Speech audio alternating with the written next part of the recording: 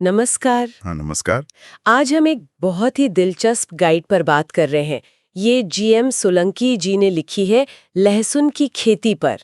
हाँ, नमस्कार। ये गाइड असल में छोटे किसानों के लिए एक तरह का रोड मैप है। बिल्कुल, कैसे लहसुन उनके लिए चांदी की फसल बन सकता है, ये समझाने की कोशिश है इसमें।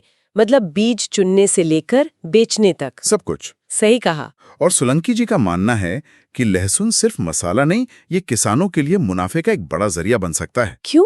क्या खास बात है इसमें? देखिए, इसमें लागत थोड़ी कम रहती है, मुनाफा अच्छा मिल सकता है, और सबसे बड़ी बात, इसे ठीक से स्टोर करें तो ये काफी समय तक चलता है। हाँ, ये तो है। और गाइड में ये भी लिखा है कि कम जमीन वाले किसान भी जैसे इंटरक्रॉपिंग करके अच्छा कमा सकते हैं। हाँ, इंटरक्रॉपिंग यानी अंतर फसल। लहसुन के साथ कोई और फसल उगा ली, जैसे धनिया लगा दिया या मूली, एक ही खेत से डबल फायदा। ये बढ़िया है। अच्छा, किस्मों के बारे में क्या बताया गया है? सही किस्म चुनना तो बहुत जरूरी होगा। बिल्कुल। गाइड में कई उन्नत किस्मों का जिक्र है, जैसे यमुना सफेद है, जीवन, भीमा ओमकार भी अच्छी है। और हाँ, एक खास जिक्र है मध्य प्रदेश के रतलाम जिले की रियावन सिल्वर गार्लिक का। उसे तो जीआई टैग भी मिला हुआ है। जीआई टैग, रियावन लहसुन, उसकी क्या खासियत है गाइड के हिसाब से? गाइड बताता है कि रियावन सिल्वर लहसुन की चमक एकदम चांदी जैसी होती है, तेल भी ज्यादा होता है, तीखापन भी अच्छा है, और ये टिकता भी ज्यादा दिन है। अच्छा। और ये जीआई टैग मिलने से न सिर्फ इसकी क्वालिटी पक्की होती है, बल्कि किसानों को बाजार में, मतलब देश में भी और बाहर भी, सही दाम मिलने में मदद मिलती है। ये तो बहुत ही काम की जानकारी है किसानों के लिए। अच्छा, किस्म चुन ली, फिर खेत तैयार करना और बीज उपचार, इस पर भी कुछ खास बताया है? हाँ, काफी डिटेल में है। खेत की तैयारी, जुताई वगैरह और बीज उपचार पर तो बहुत जोर दिया गया है। गाइड में लिखा है, ये बीमारियों से बचाव का सबसे सस्ता तरीका है। सबसे सस्ता तरीका? ऐसा क्यों? क्योंकि देखिए, बुआई से पहले ही अगर बीज को फफूंदनाशक से, जैसे कार्बेंडाजिम हुआ, या फिर जैविक तरीके भी हैं जैसे गोमूत्र या नीम का तेल, इनसे उपचारित कर लिया जाए, हाँ। तो मिट्टी से जो बीमारियां लगती हैं ना, खासकर छोटे पौधे जो गल जाते हैं, डैम्पिंग ऑफ कहते हैं, उनसे बचाव हो जाता है। अच्छा। और अंकुरण भी अच्छा होता है। अच्छा, मतलब शुरू में ही थोड़ी मेहनत कर ली तो बाद का बड़ा नुकसान बच सकता है। और बुआई का सही समय? गाइड के हिसाब से नवंबर का महीना सबसे बढ़िया रहता है। ठीक है। अब फसल उग गई तो कीड़े और बीमारियां भी लगती होंगी, इनसे कैसे बचें? गाइड में कुछ बताया है? हाँ, बिल्कुल। जो मुख्य समस्याएं हैं, जैसे बैंगनी धब्बा रोग है या सफेद सड़न है, और थ्रिप्स तो बहुत लगते हैं लहसुन में। हाँ, थ्रिप्स की शिकायत तो बहुत किसान करते हैं। तो इन सब के लक्षण कैसे पहचानें और रोकथाम कैसे करें, ये सब बताया है। दोनों तरीके हैं, जैविक भी और रासायनिक भी। जैविक में क्या? जैसे नीम का तेल है या ट्राइकोडर्मा का इस्तेमाल।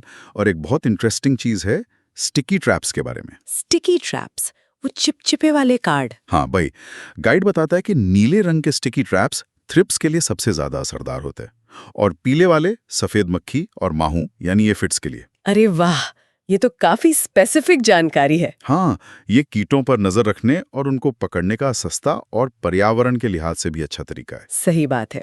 अच्छा, अब मान लीजिए फसल तैयार हो गई, कैसे पता चलेगा? और फिर कटाई के बाद क्या करना है? फसल तैयार होने की निशानी है जब पत्तियां पीली पड़कर सूखने लगें, करीब आधी से ज्यादा।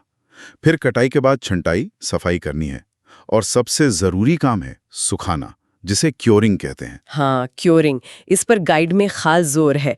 और ये भी कहा है कि सीधी तेज धूप में नहीं सुखाना चाहिए। बिल्कुल नहीं।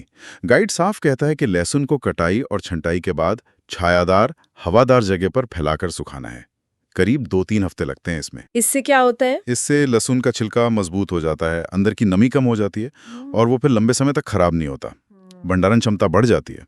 तेज धूप से तो क्वालिटी खराब हो सकती है। और स्टोर कैसे करें? जालीदार बोरों में या बांस की टोकरियों में रखने की सलाह है।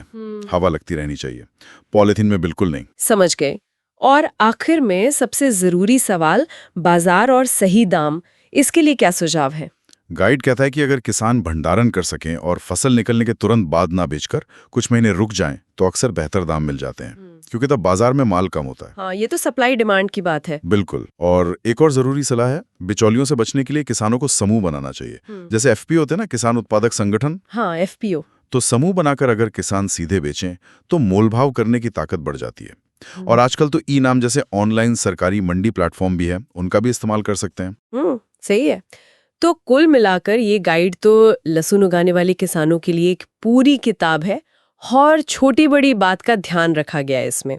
और जैसा कि गाइड में एक जगह खास तौर पे लिखा है, और ये बात हमें दोहरानी चाहिए, एक बार इस बुक को खरीद कर किसानों को ज़रूर पढ़ना चाहिए ताकि उनकी फसल खराब ना हो सके और फसल के बारे में उन्हें पहले से ज्ञान हो सके। बिल्कुल सही, यही इसका सार है। और देखिए, सोचने वाली बात यह है कि जब किसान इस तरह की जो रिसर्च पर आधारित जानकारी है उसे अपनी खेती के पारंपरिक ज्ञान के साथ मिलाते हैं, हाँ। तो उपज पर और उनकी आमदनी पर कितना अच्छा असर पड़ सकता है।